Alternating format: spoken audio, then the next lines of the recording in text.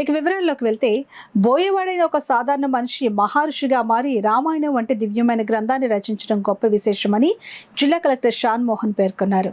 ఆదికవి వాల్మీకి జయంతిని పురస్కరించుకుని మంగళవారం కాకినాడ కలెక్టరేట్లో జిల్లా వెనుకబడిన తరగతులు సంక్షేమ శాఖ ఆధ్వర్యంలో నిర్వహించిన ప్రత్యేక కార్యక్రమంలో జిల్లా collector Shan Mohan, joint collector Rahul Meena, Rampachodavaram ITDA PO B Pajjan Raj, BC సంక్షేమ సంఘాల నాయకులు, అధికారులతో కలిసి మహర్షి వాల్మీకి చిత్రపటానికి పూలమాలలేసి అలంకరించారు.